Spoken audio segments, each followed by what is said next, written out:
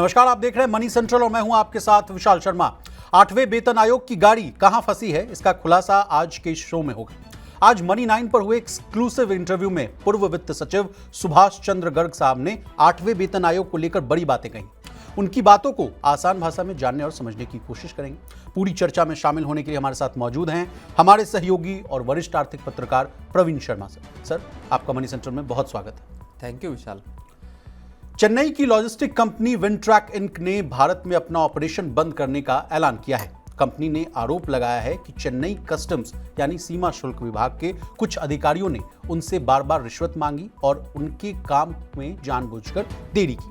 Company के CEO ने इस पूरे मामले पर क्या कहा, मोदी सरकार का क्या कहना है, जानने और समझने की कोशिश करेंगे। इसके अलावा आज चर्चा करेंगे मोदी सरकार के बड़े रिफॉर्म्स की। खबर आ रही है कि मोदी सरकार जीएसटी रेट कट के बाद जमीन से जुड़े नियमों को आसान बनाना चाहती है। क्या इसके अलावा और भी कई रिफॉर्म्स जो हैं वो ड्यू हैं, ये जानने की कोशिश करेंगे। और अंतिम में चर्चा करेंगे नेशनल पेंशन सिस्टम की।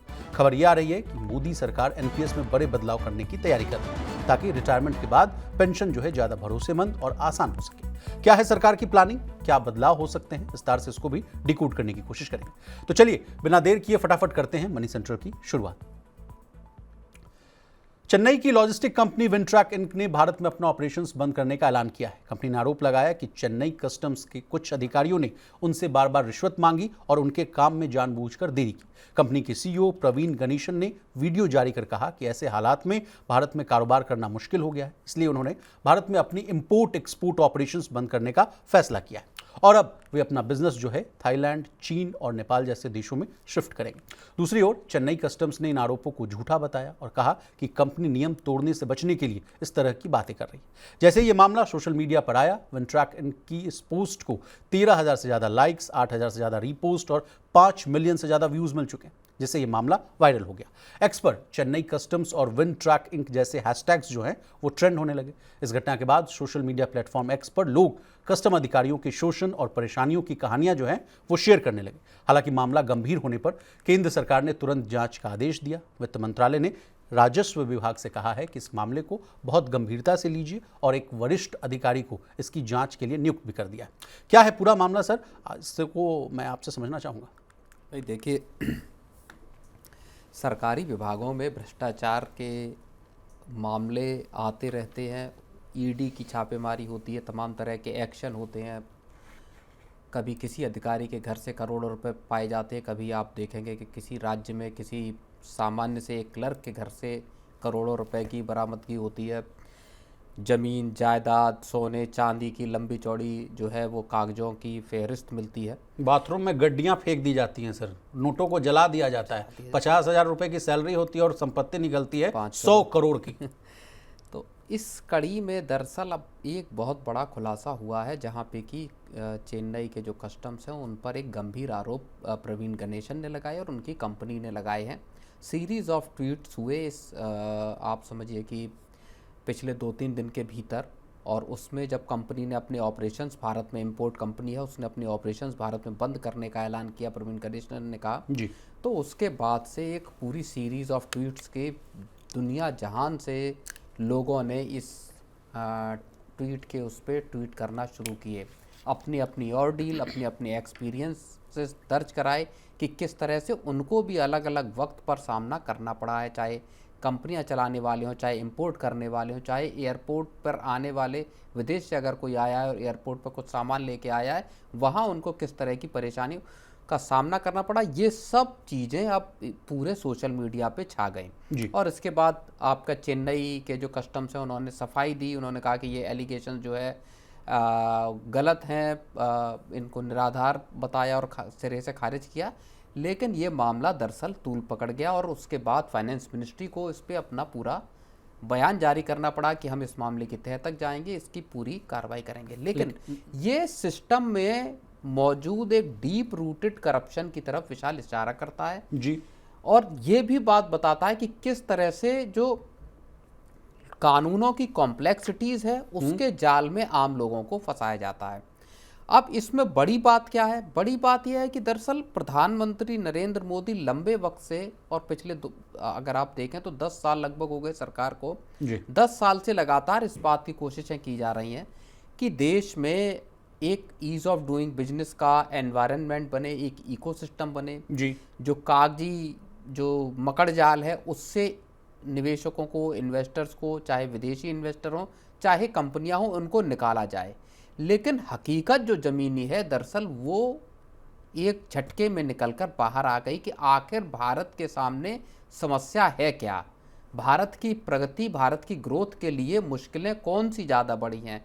क्या खुद सरकारी अफसर इस पूरे के पूरे देश की जो आगे बढ़ने की प्रक्रिया है वहाँ पे सबसे बड़ा अड़ंगा पैदा करते हैं, नियमों के जाल के नाम पे अपनी जेबें भरते हैं, और जो कारोबारी है, जो इस देश में आप कहें रेवेन्यू लाते हैं, रोजगार लाते हैं, उनके लिए समस्याएं खड़ी करते हैं। विशाल जी सर, मैं कुछ ट्वीट्स को देख रहा था।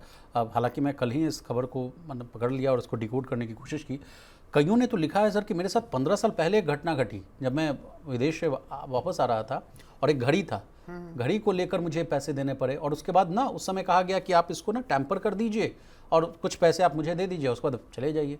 बिल्कुल ऐसे बहुत सारे मामले आए जिसमें लोगों ने ये कहा कि साहब हम कुछ कपड़े लेके आए या कुछ बैग लेके आए, आवेदन लिमिट्स लाए, बिल्कुल सामान के बैग लेके आए, उनकी रसीट्स हैं, लेकिन एयरपोर्ट पे उनसे कहा गया कि ये तो कोई भी रसीद छपवा सकता है, अब बताइए वो आदमी, बताइए ओरिजिनल रिसीट दीजिए। समस्या ये है सर कि अब वो आदमी क्या फिर से फ्लाई होके बैक जाए, वहां से रिसीट लेके आए? उसका पर्पस दरअसल पूरा यही है कि अब आप इसके बदले हमको कुछ दे दीजिए। कुछ लोगों ने जो ट्विटर पे अपने एक्सपीरियंसेस डाले हैं उसमें ये कहा है कि एक व्यक्ति ने साझा किया है कि वो लेदर के जैकेट्स मंगाता है, उनका एक कंसाइनमेंट आया जो कस्टम्स के एक अफसर ने कहा कि इसको हमें देखना है ये कैसी है, मतलब इसको टेस्ट करेंगे, और उन्होंने वो लेदर की जैकेट उनके घर चली गई।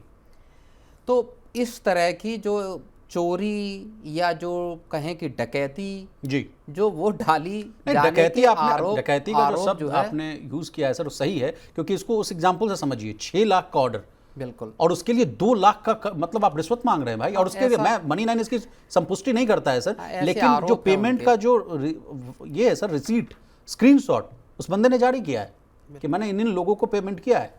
अब तो उसमें बड़ी बात यह है कि ये कहा जा रहा है कि अफसर आखिर अब यूपीआई से रिश्वत को लेने लगे। इतना डर खत्म हो गया है सरकारी कर्मचारियों, सरकारी विभागों में कि रिश्वत को भी अब यूपीआई के जरिए से अगर लिया जा रहा है तो ये इस देश की सबसे बड़ी विडंबना है कि सरकार कोशिशें कर रही है कि किसी भी तरह से लोग अपना कारोबार खोलें, अपना बिजनेस खोलें, नौकरी से दूर हटें। लेकिन जो अफसर है, जो पूरी लाल फीताशाही है, वो इस बात में उलझाकर लोगों को रखती है कि आप किसी भी तरह अगर बिजनेस शुरू करना चाहते हैं, और वही चीन और भारत को लेके फिर वही चीज़ें आती कि आप स्टार्टअप अगर लगाना चाहते हैं तो भारत में कितना वक्त लगता है, भारत में किस तरह की स्थितियां हैं, और चीन में अगर आप खोलना चाहते हैं तो कैसी परिस्थितियां हैं। लेकिन सर सरकार तो ये कहती है कि बिजनेस माहौल को बेहतर बनाने के लिए देखिए मैंने ईज ऑफ डूइंग बिजनेस की रैंकिंग में कितना सुधार किया है। पहले हम लोग 100 अंकों के नीचे हुआ करते थे, अब बहुत बेहतर स्थिति है। इसके अलावा सरकार कहती है कि मैंने टैक्स पेयर चार्टर लाया, जिससे कहा गया कि ट्रांसपेरेंसी जो है उसको बढ़ाने के लिए लागू किया गया। इसके अलावा सर फेसलेस कस्टम्स जो है उसके प्रोसीड्यूर्स को लाने की बात कही गई। इसके अलावा एपिलिएट बॉडीज़ बनाएगी। आपको नहीं लगता सर कि इन तमाम फैसले लिए गए उसके बावजूद ये समस्या तो अभी भी डीप रूटेड है? नहीं, देखिए इसमें जो सरकारी अफसर हैं, जो भारत की जो पूरी व्यवस्था है, नौकरियों की व्यवस्था है, वो उत्तरदायी है। जो एग्जीक्यूटर हैं वो जिम्मेवार हैं। जो वही बात आ जाती है कि अगर 25,000 नौकरियां अगर निकली हैं चतुर्थ श्रेणी कर्मचारियों की, तो 25 लाख आवेदन है, और 25 लाख अगर आवेदन है तो उसके पीछे वजह क्या है?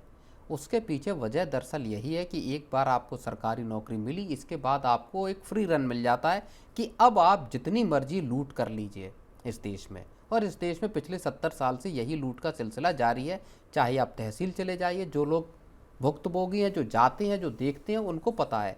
चाहे आप लैंड रिकॉर्ड्स की बात कर लीजिए, चाहे आप रजिस्ट्री की बात कर लीजिए, चाहे आप बिजली की बात कर लीजिए, चाहे फिर कस्टम्स की बात कर लीजिए। कोई व्यक्ति अगर सरकारी नौकरी में घुसता है तो प्राइमरी ऑब्जेक्टिव यही है उसके पीछे दिमाग में, देश सेवा का ऐसा कुछ नहीं है। पहला ऑब्जेक्टिव यही नज़र आता है कि आपको जाके वहाँ सिस्टम से किस तरीके से पैसा खींचना है। ये एक पहला ऑब्जेक्टिव किसी भी व्यक्ति का होता है, और इसीलिए लोग बड़ी तादाद में अपना कारोबार वगैरह सब छोड़ के कि किसी तरह सरकारी बाबू बन जाए, किसी तरह सरकारी अफसर बन जाए। चलिए सर, अब थोड़े से बड़े पिक्चर पर बात कर लेते हैं। कहा जाता है सर कि हम लोग भी लगातार मनी सेंट्रल में इस बात को डिस्कस करते रहे हैं कि प्राइवेट इन्वेस्टमेंट को लेकर, प्राइवेट कैपेक्स को लेकर जो है समस्या बहुत रहती है। लोग अपना पैसा लगाना नहीं चाहते हैं इकॉनमी में, जिस वजह से कहा जाता है कि अर्थव्यवस्था में थोड़ा सा इसको है जो चोट पहुंचती है। क्या ये भी एक बड़ी वजह है कि प्राइवेट पैसा क्यों ही लगाया जाए, जहाँ पे जैसा इन्वायरमेंट जो है वो इतना, यहाँ पे रैम्पेंट करप्शन हो, रेड टेपिज्म हो और तमाम तरह की जो चीज़ें? नहीं, बिल्कुल ये फैक्टर है कि ना नहीं? केवल और सिर्फ इस वजह से कि केपेक्स रुकता है, बल्कि आप समझिए कि जो भी लोग अब सोसाइटी में या देश में, अगर आप माइग्रेशन की स्थिति को देखेंगे, जो भी समर्थ हैं वो कोशिश ये करते हैं कि देश के बाहर सेटल हो जाया जाए। और उसके पीछे वजह यही है कि असमानता है, भारी भरकम करप्शन है, किसी तरह के न्याय की आपको बहुत कम उम्मीद है कि आपको किसी भी मसले पे न्याय मिल पाएगा। इस तरह की जब आपके सामने ऑब्स्टिकल्स कदम कदम पे खड़े हैं, आप सोचिए कि मैं अपना एक उदाहरण देता हूँ। मेरे एक व्हीकल का जिस पे कि EMI पे लोन पे लिया गया था, उसकी RC का से हाइपोथिकेशन हटाया जाता है, वो हटती है। उसके बाद अब जो व्यवस्था है उसमें RC आपके घर आती है। सारी प्रक्रिया कर दी, सारे डॉक्यूमेंट्स भेज दिए। 1 साल पहले की बात है ये, दिसंबर में मैंने पिछले साल ये कागज़ सारे भेज दिए थे RTO को। आज तक मेरी RC नहीं आई। मेरे लिए ये मुमकिन नहीं हुआ कि मैं छुट्टी लेके RTO जाऊं और लेके आऊं। 1 साल हुआ, इसकी शिकायत भी की RTO के जो पूरा जो ट्रांसपोर्ट मिनिस्ट्री वाला जो उनके पूरा वाहन पोर्टल है, आज तक उस पर कोई वो नहीं है। तो इस तरह की जब चीज़ें होंगी, जब आपको डिस्करेज किया जाता है किसी भी उसमें तमाम तरह के ऑनलाइन फैसिलिटी देने का क्या मतलब है अगर आपको अल्टीमेटली दफ्तरों के चक्कर काटने हो। जी। तो व्यवस्थाएं इस कदर लचर बनी हुई हैं जहाँ पे कि रेडिकल रिफॉर्म्स की दरअसल विशाल बेहद ज़्यादा, मतलब बेहद ज़रूरत है इस वक्त। चलिए सर, आगे बढ़ते हैं। भारत में जमीन का मालिकाना हक और रजिस्ट्रेशन बहुत उलझा हुआ है। अलग अलग राज्यों, जिलों और विभागों के नियम जो हैं वो अलग अलग हैं। इससे बिजनेस लगाने, घर बनाने और निवेश लाने में दिक्कत होती है। अब सरकार चाहती है कि ज़मीन के रिकॉर्ड जो है पूरी तरह डिजिटल, विवाद जो है जल्दी से निपटे और ट्रांजैक्शंस यानी जो खरीद फरोख्त है अब वो आसानी से हो। प्रवीण सर, अब मेरा आपसे सवाल है कि क्या after GST rate cut sector में बहुत बड़ा सुधार होने की गुंजाइश है क्या? नहीं, बिल्कुल। देखिए, सरकार ने 2 बड़े पैनल बनाए हैं। जब से ये ट्रेड का पूरा मसला शुरू हुआ, उसके बाद सरकार ने GST के रिफॉर्म के साथ साथ 2 बड़े पैनलों का गठन किया। एक पैनल की अगुवाई कर रहे हैं राजीव गाबा, जो कैबिनेट सेक्रेटरी रहे हैं और नीति आयोग के मेंबर हैं अभी। दूसरे जो पैनल है उसकी अगुवाई कर रहे हैं आपके TV सोमनाथन, जो कि मौजूदा कैबिनेट सेक्रेटरी हैं। इन दोनों पैनलों का जो मकसद है वो देश में बड़े लेवल पर रिफॉर्म्स को क्रिएट करना है। जो TV सोमनाथन का पैनल है वो स्टेट लेवल पे क्या रिफॉर्म कर सकते हैं उसको देख रहा है। राजीव गाबा की अगुवाई वाला पैनल अलग अलग तरह के फाइनेंशियल सुधार किस तरह के हो सकते हैं उसको वो देख रहे हैं। और इसमें एक सबसे बड़ा रिफॉर्म अब जो सरकार कर सकती है, जिसको लेके बातचीत चल रही, जिसको लेके एक ब्रेनस्टॉर्मिंग चल रही है सरकार के अंदर, वो ये है कि लैंड रिफॉर्म पे सरकार ने जो कदम आगे बढ़ाए हैं उसकी अगली कड़ी में क्या काम किए जा सकते हैं ताकि कमर्शियल और हाउसिंग दोनों सेगमेंट में एक बड़ा जो है वो बदलाव लाया जा सके। विशाल जी जी। सरकार ने डिजिटाइजेशन की प्रोसेस शुरू की है। अब है क्या कि जो कहा जा रहा है कि 95% जो है डिजिटलाइजेशन भी हो चुका है। बिल्कुल। लैंड जो रिकॉर्ड्स हैं उसमें और लैंड्स की जो ओनरशिप है दोनों में स्टेट और फिर डिस्ट्रिक्ट और फिर जो तालुका कहें या लोकल लेवल के जो स्थानीय स्तर की चीज़ें हैं वहाँ पे अलग अलग जो प्राधिकरण जो हैं वो उनको गवर्न करते हैं। और इसलिए मामले इतने उलझ जाते हैं। अगर आप देखेंगे कानूनी मुकदमेबाजी अगर देखेंगे तो भारत में संभवतः सबसे ज़्यादा अगर मुकदमे हैं तो वो आपके नाली के, खरंजे के, मेड़ के, आपके चबूतरे के, जी, घरों पे कब्जे के, आपके ज़मीन 5 फुट ज़्यादा है, आपकी 5 फुट कम है, इस तरह के मुकदमे सबसे ज़्यादा हैं। दीवानी मुद्दे जो हैं, दीवानी के मामले, और इन्हीं दीवानी के मामलों में फौजदारी के मामले पैदा होते हैं, जहां चबूतरे का विवाद हुआ और दूसरे को उसका सिर फोड़ दिया, हाथापाई हो, तो हाथापाई होती है। ये गांव देहातों में सबसे बड़ी समस्या है। अब सरकार ने एक तो जो लैंड रिकॉर्ड्स के डिजिटाइजेशन का काम किया, स्वामित्व की स्कीम चलाई, जिनके पास लैंड के ओनरशिप के कागज नहीं थे वहाँ उनको सरकार ने नंबर दिए, सरकार ने उनके घरों के उनको स्वामित्व के अधिकार का वो दिया।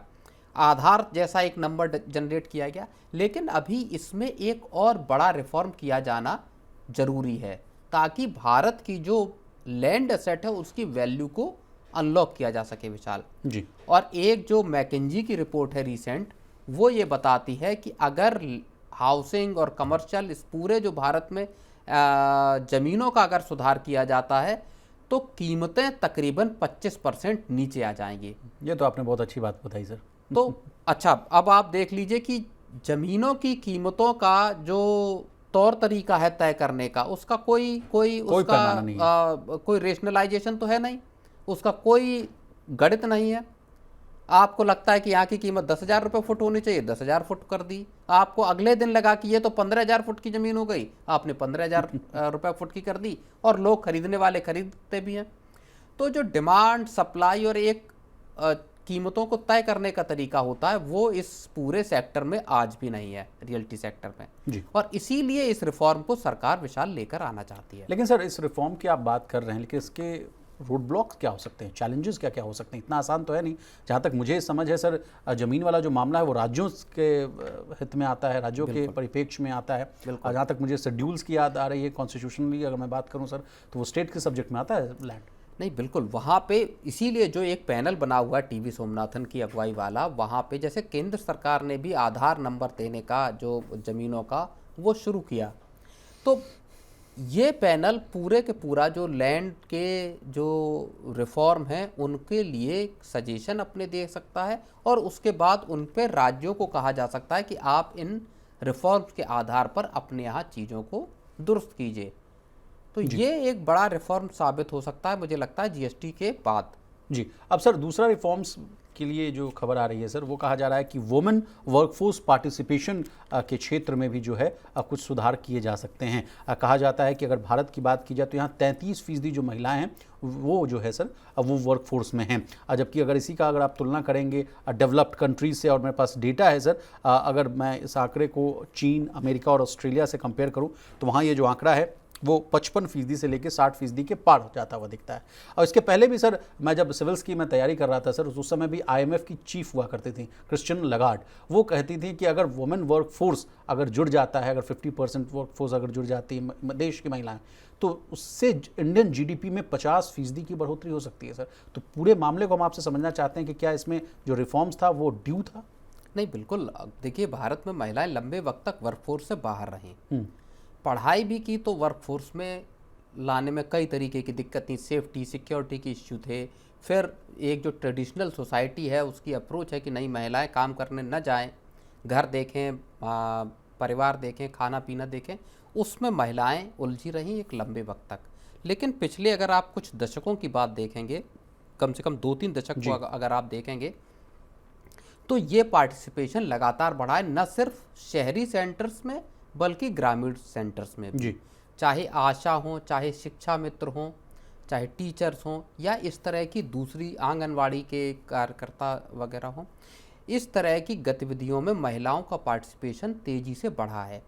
और उसी कड़ी में अभी आपको याद हो 1-2 दिन पहले जो वित्त मंत्री निर्मला सीतारमण हैं, उन्होंने भी ये कहा कि वो चाहती हैं कि जो NPS है, जो पेंशन की एक बड़ी व्यवस्था है, उसको NPS सखी की एक नई व्यवस्था लाने की बात कही जा रही है। वो चाहते हैं कि महिलाएं अब इस पूरे के पूरे जो पेंशन का जो प्रोडक्ट है इसको बेचने में अहम भूमिका निभाएं, वो लोगों को बताएं कि क्यों उनके लिए, उनके फाइनेंशियल सिक्योरिटी के लिए NPS जरूरी है।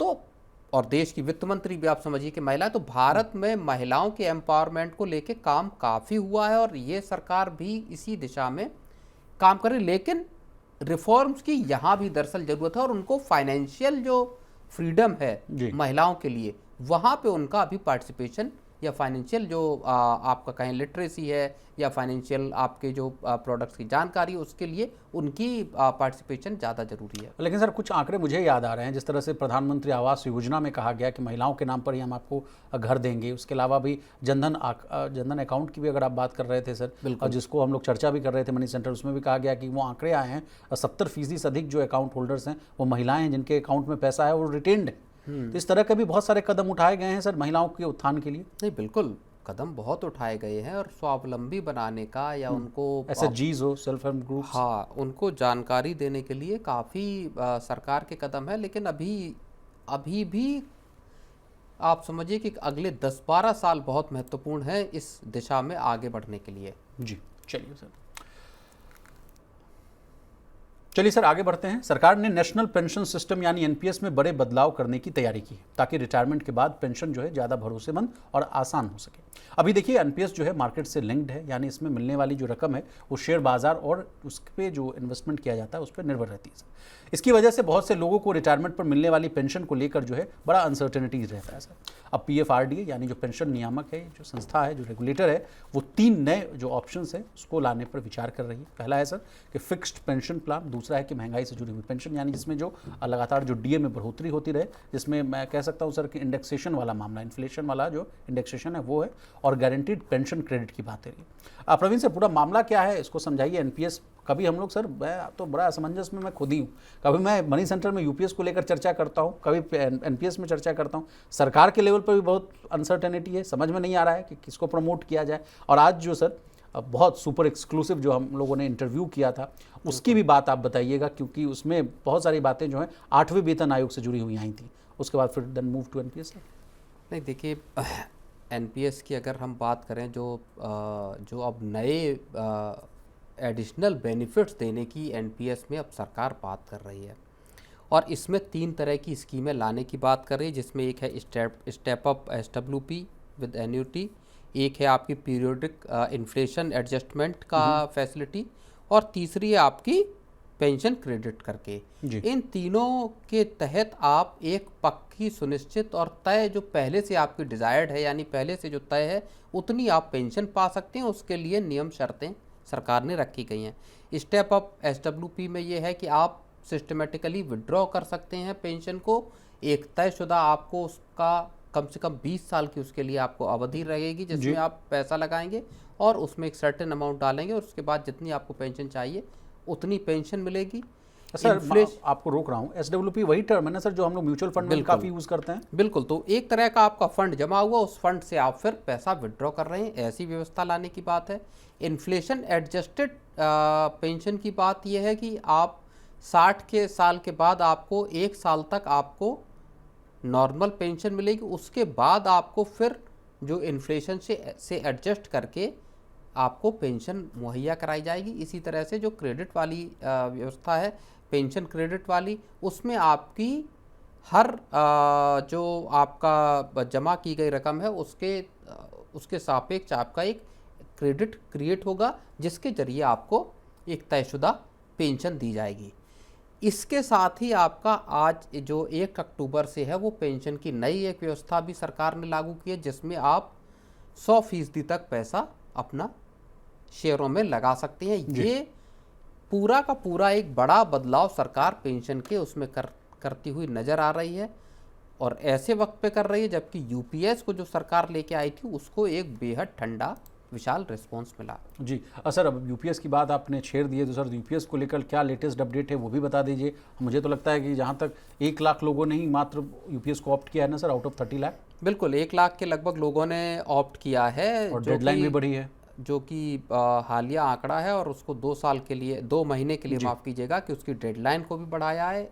आगे इसमें सरकार क्या करने वाली है ये देखना होगा, क्योंकि जो पुरानी पेंशन व्यवस्था को लेके अभी भी सरकार के ऊपर प्रेशर बना हुआ है। NPS में जिस तरह के रिटर्न मिले हैं, माना जा रहा है कि उसकी भी एक बड़ी वजह है, जिस वजह से लोग NPS से UPS में शिफ्ट नहीं होना चाहते। जी अब सर मैं आपसे आग्रह करूंगा कि जो आज सुपर एक्सक्लूसिव हम लोगों ने इंटरव्यू किया 2 ब्यूरोक्रेट्स के, एक फॉर्मर सेक्रेटरी साहब थे कॉमर्स के और दूसरे फाइनेंस से रिलेटेड थे, बिल्कुल उन लोगों की जो बातें निकली सर उसको हम आपसे आपके मुख से हम लोग सर बहुत ही आसान भाषा में समझना चाहते हैं। नहीं देखिए, बाकी तो जो चीज़ें थी हम लोगों ने डिस्कस की, चाहे विंट्रैक वाला मामला हो या दूसरे तमाम मसले हों, यूपीएस की बात थी, लेकिन एक महत्वपूर्ण बात जो हमारे साथ इस पूरी चर्चा में डिस्कशन में आई, जो पूर्व वित्त सचिव रहे सुभाष चंद्र गर्ग हैं, उन्होंने कही, वो काफ़ी चौंकाने वाली बात है और एक नए आयाम को खोलती है जहां तक बात आती है आपकी 8वें वेतन आयोग से जुड़ी हुई। जी।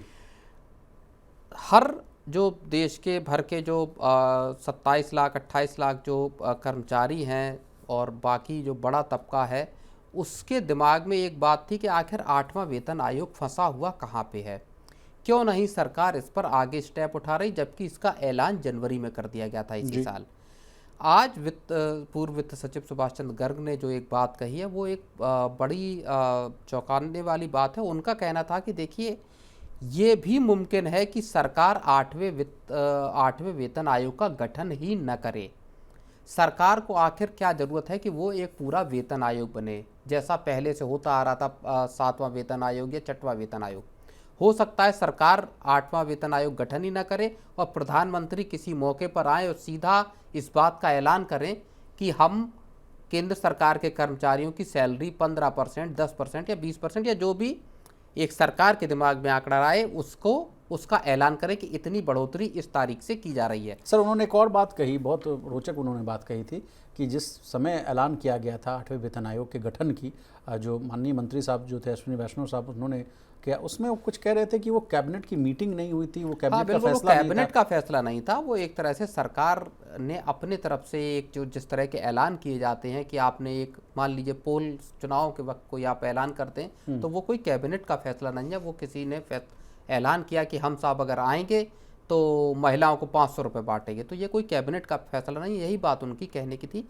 लेकिन बड़ी बात उसमें यह है कि हो सकता है, जैसा सुभाष चंद्र गर्ग साहब कह रहे हैं, कि हो सकता है प्रधानमंत्री मोदी किसी रोज, और 1 जनवरी 2026 से इसको लागू करना है, तो हो सकता है तब या उसके बाद कभी भी प्रधानमंत्री मोदी खुद इसका ऐलान कर दें कि हम 8वें वेतन आयोग में या केंद्र सरकार के कर्मचारियों की वेतन में इतनी बढ़ोतरी कर रहे हैं।